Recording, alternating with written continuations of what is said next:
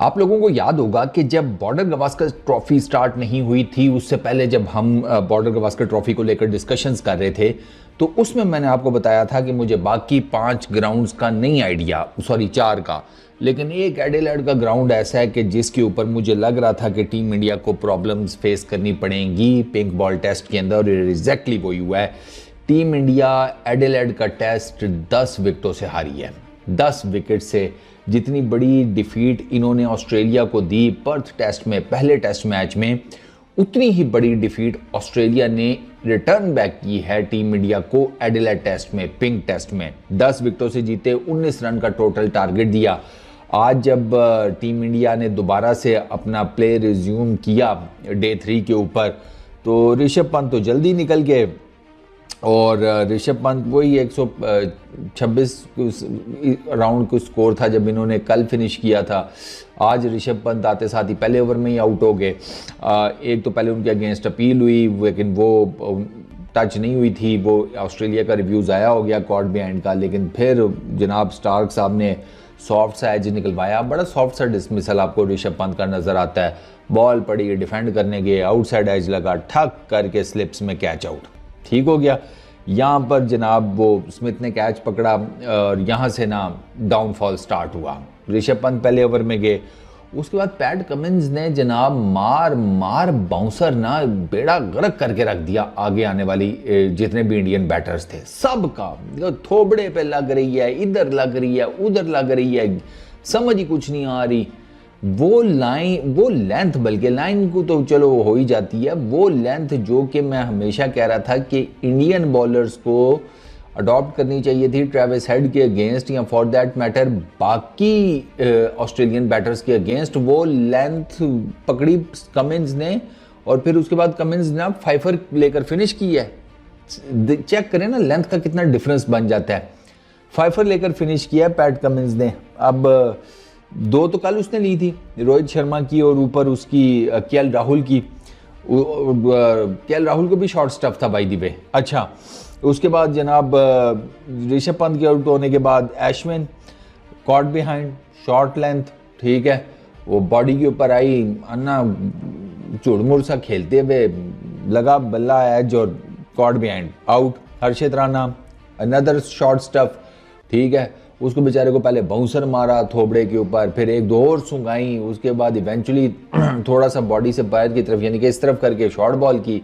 राणा ने किधर खेलनी थी यार, राणा बैट्समैन थोड़ी है, बस ठीक है, वो डिफेंड करने गया ऑकवर्ड सा, वो लगा ऊपर चढ़ गया, ख्वाजा ने कैच पकड़ लिया। उसके बाद ये अपना रेडी वही रेडी 40-42, और क्या, रेडी 42 किया, 47 बॉल्स के ऊपर 6 चौके 1 छक्का, आउट। वो इसका कमिंस की गेंद को ना बेचारा, शॉट तो वैसे उसने अच्छा सेलेक्ट किया था, बस उसकी किस्मत ख़राब की, उधर फील्डर खड़ा था, वो उसको शॉट मारा ना कमिंस ने, छोटा बॉल शॉर्ट ऑफ लेंथ, तो उसने वो जैसे डेलिकेटली डैप नहीं करते ऊपर की तरफ, अपर कट खेलते हैं, उसने अपर कट खेला, लेकिन वो पीछे बिल्कुल एग्जैक्ट। और मैक्स विनी आप अंदाज़ा करें कमिंस का कि नॉर्मली जहाँ पर मैक्स विनी ये कैच लेने के लिए खड़ा था, थर्ड मैन यहाँ पर नहीं खड़ा होता, थर्ड मैन इससे थोड़ा सा स्केयर की तरफ खड़ा होता है, ठीक है ना। जहाँ पे मैक्स विनी ने कैच पकड़ा है, इसके सीधे हाथ पे थोड़ा परली तरफ आगे करके, वो कमिंस ने इस तरफ खड़ा किया हुआ था। यार आप उसकी कप्तानी का ना दिमाग चेक करें कमिंस की, वहाँ पर उसने बिल्कुल, यानी कि आप यूँ समझे कि अगर ये बैट्समैन बैटिंग कर रहा है ना, तो थर्ड मैन तकरीबन थोड़ा सा ना आप कह लें 2-5-7 डिग्री उसके राइट पे यहाँ पर करके पीछे खड़ा था। अब इतना कौन फाइन खड़ा करता है, ऐसे ही है ना, उसने खड़ा किया हुआ था, और डैडी ने बिल्कुल सीधा हाथ में, सीधा, उसे हिलना तक नहीं पड़ा मैक्स विनी को। लास्ट विकेट सिराज की थी, वो जनाब बोलैंड को मारने लगा था, छक्का नहीं लगा, हेड ने उसका कैच पकड़ लिया। बाय द वे दोनों के बीच में जो गर्मी सर्दी है वो ठंडी हो गई है, गप्पे लगाते हुए नजर आए थे आज दोनों। जब सिराज बैटिंग कर रहा था तो सिराज ने कहा होगा भैया वो हो गया, ज़रा कल थोड़ा टेम्पर लूज था, माफ़ी दे दीजिए, ये वो। ट्रेविस हेड ने भी कहा होगा अच्छा चल ठीक है छोड़ दफा कर, मैं समझ सकता हूँ 140 पे लिए हैं तुम्हें। बंदा ट्रेविस हेड से ये पूछे कल आपकी वाइफ देखिए, अब माशाल्लाह क्या खूबसूरत आपकी वाइफ हैं, उनके होते हुए आप टीम इंडिया को पे ले रहे हो, क्या कर रहे हो ट्रेविस भैया, हैं। खैर चलो 175 के ऊपर फड़ुक होगी इंडिया की टीम। और रीज़न मैं आपको बताता हूँ भाई दिवे, रीज़न भी आज आपको सारे खोल के बताता हूँ। 5 wickets Pat Cummins 5 for 57, Starc 2 for 60, Boland 3 for 51। Spinner वो नेथन लायन जो बेचारा एडिलेड टेस्ट आने से पहले जंपे लगा रहा था कि मुझे इधर गेंदें कराने में बहुत मजा आता है, उसने गेंद ही नहीं गिराई। मजा तो उस बेचारे ने क्या लेना था, उससे एक गेंद नहीं कराई, एक तो करवा देते, कम से कम कुछ तो वो नशा कर लेता ना एडिलेड की विकेट के ऊपर। वो सेकंड इनिंग में उसकी बारी नहीं आई यार बेचारे की। पहली इनिंग में उसने कौन सा 100 ओवर कराए थे? हाँ, पहली इनिंग में भी तो उसने तकरीबन कोई मेरा ख्याल है 1 ही ओवर किया था। हाँ, 1 ओवर किया था बस। वो एडिलेड टेस्ट में उन 6 गेंदों का ही नशा ले बस, जो पहली इनिंग में किए थे। 19 रन का टोटल टारगेट था, मार दिया मैक्स विनी और उस्मान ख्वाजा ने 3 चौके लगाकर आपस में। स्कोर्स ये हैं कि इंडिया 180 पहली इनिंग्स में, दूसरी इनिंग में 175, Australia 337 and 19। Travis head player of the match. India match किधर हारा मैं आपको बताता हूँ। इंडिया मैच हारा सबसे पहले तो अपने एक्सपीरियंस की वजह से पिंक बॉल टेस्ट में। सबसे पहली चीज पूछे कैसे, सरकार को 20-25 के करीब ना पिंक बॉल टेस्ट मैचेस हो चुके हैं पूरी दुनिया में जब से ये स्टार्ट हुई है। 13 खेले हैं ऑस्ट्रेलिया ने, 12 जीते हैं, सिर्फ 1 हारे हुए हैं। ठीक हो गया। सबसे ज्यादा पिंक बॉल टेस्ट ऑस्ट्रेलिया ने ही खेले हैं, सबसे ज्यादा जीते भी इन्होंने ही हैं। On the other hand team India ने कितने खेले हैं? 5 में से 2 उन्होंने ऑस्ट्रेलिया के अगेंस्ट खेले हैं, दोनों हारे हुए हैं। वो इंग्लैंड से जीते हुए हैं पिंक बॉल टेस्ट, श्रीलंका से जीते हुए हैं, बांग्लादेश से जीते हुए हैं। इंडिया ने लास्ट पिंक बॉल टेस्ट खेला था 2022 में, इन्होंने अभी वेस्ट इंडीज के अगेंस्ट खेला है ऑस्ट्रेलिया ने। पहली चीज पिंक बॉल टेस्ट का जिसे कहते हैं एक्सपीरियंस। दूसरा एडिलेड में 7 पिंक बॉल टेस्ट खेले हैं ऑस्ट्रेलिया ने, 7 जीते हैं, हारे ही नहीं है वो पिंक बॉल टेस्ट कोई भी एडिलेड के अंदर। तो दे नो द रेसिपी, उनको रेसिपी पता थी ऑस्ट्रेलियंस को। ठीक हो गया। Comes batting. इंडिया की पहली इनिंग में बैटिंग नहीं अच्छी हुई, 180 is nothing. They should have, मतलब 250 पौने 300 उनको कर लेना चाहिए था, ये कर सकते थे। ऐसा नहीं है नहीं कर सकते थे। केएल राहुल और उसने भी तो रन्स किए हैं, अपना क्या नाम है उसका यार, शुभमन गिल ने। नीचे अगर देखे ऋषभ पंत ने रन्स किए हैं, रेड्डी ने रन्स किए हैं, फॉर दैट मैटर अश्विन 22 कर गए यार। तो ये नहीं है कि बैटिंग नहीं बिल्कुल हो सकती थी, हो सकती थी अंडर द लाइट्स यार। वो दोनों इतने लिचड़ हो गए ऑस्ट्रेलिया के, लेबुशे और मैक्स विनी। उनकी पहली जो ऑस्ट्रेलिया की पहली इनिंग्स में उन दोनों ने जो रन्स किए थे, आप वो देखे ना, लिचड़ हुए थे कि नहीं? ये लिचड़ नहीं हुए। ये इंडिया को ना ये ज़हन से निकाल देना चाहिए कि वो हर पिच के ऊपर वो पॉजिटिव एटीट्यूड मार धाड़ कर लेंगे, ये सवाल ही पैदा नहीं होता। ये पिंक बॉल टेस्ट था गुरु, ये इंटायरली डिफरेंट बॉल गेम है, इंटायरली डिफरेंट। ये कमबख्त हमारा गेंद बहुत ज्यादा होता है, ये पढ़ के ज्यादा तेज निकलता है पिंक बॉल, ठीक है। ये स्विंग ठीक ठाक होता है, आपने देख लिया। ये सीम मूवमेंट आम रेड बॉल की निस्बत डबल ट्रिपल जनरेट करता है, ठीक है। उसके बाद लास्ट बट नॉट लीस्ट, इसकी शाइन भी जाते जाते टाइम ले जाती है। ये 25-30 ओवरों बाद भी ऐसे लगता है, देखो इसको लगता है बिल्कुल ब्रांड न्यू है। ऐसे ही है ना, आपने इस पिंक बॉल टेस्ट में देख लिया। अच्छा, ये चीज तो एक तो इंडिया ने पहली इनिंग में बैटिंग नहीं सही की, स्ट्रेट फॉरवर्डली। दूसरा, टीम इंडिया की बॉलिंग पहली इनिंग्स में मुझे बिल्कुल नहीं पसंद आई। इसकी रीजन मैं आपको बता देता हूं। टीम इंडिया बेसिकली जो सेट ऑफ माइंड लाइन और लेंथ को लेकर उन्होंने पर्थ में अडेप्ट किया था ना, और पर्थ में तकरीबन 295 रन की विक्ट्री अचीव की थी, वो वही लाइन और लेंथ लेकर एडिलेड में आए हैं, और उन्होंने वही लाइन और लेंथ एडिलेड में अडेप्ट करने की कोशिश की, मार खा गए। आपको सीखना चाहिए था स्टार्क से कि स्टार्क ने क्या लाइन और लेंथ अडेप्ट की है। अब आप देखो ना, स्टार्क ने कुछ बॉलर्स को आगे गेंद करके आउट किया, जसवाल, एशविन, ठीक है, वो राणा को भी बोल्ड किया था आई गेस। उसके बाद उसने कुछ बैटर्स को पीछे गेंद करके आउट किया, KL Rahul, Virat Kohli prime example. तो आपको देखना चाहिए था कि यार वो स्टार्क ने जो 6 विकेटें ली हैं उसने क्या क्या चीजें की थी, आपने नहीं देखा। आप वो पर्थ वाली लाइन और लेंथ के चक्कर में आप मार खा गए। वो पर्थ की लाइन और लेंथ के चक्कर में ही ट्रेविस हेड ने आपको कूटा है। एडिलेड में ये लाइन और लेंथ होती ही नहीं है। आपने कितना कुछ शॉर्ट स्टफ किया है। सेकंड इनिंग्स में देखें पैट कमिंस ने आपके साथ क्या किया, मार मार बाउंसर फावा कर दिया आपको। आपने इतने ज्यादा बाउंसर ही नहीं किए, आपने इतने ज्यादा जिसे कहते हैं आगे करके गेंद को जिसे कहते हैं स्विंग करने की कोशिश ही नहीं की।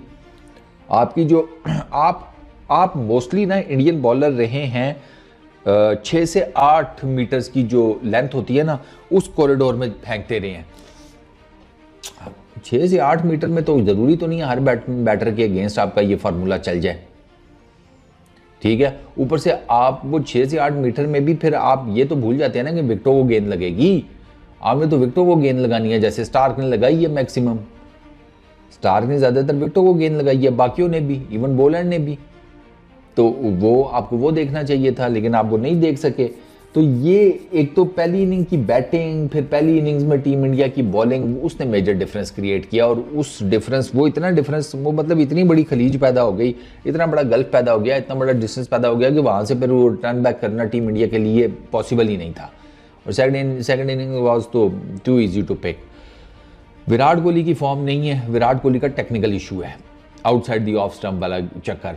There is definitely something very technical wrong with Virat Kohli when it comes to वो जो बाहर का गेंद है ना उसको खेलते हुए। यार फॉर्म नहीं लगी हुई, आप आउट हो रहे हैं, इस तरीके से समझ में आती है। अब पिछली इनिंग में भाई, पिछले टेस्ट मैच में आप 100 करके आए हैं, वो भी सेकंड इनिंग्स में, उसके बाद भी आप इस तरीके से आउट हो रहे हैं, तो फिर बंदा क्या कहे।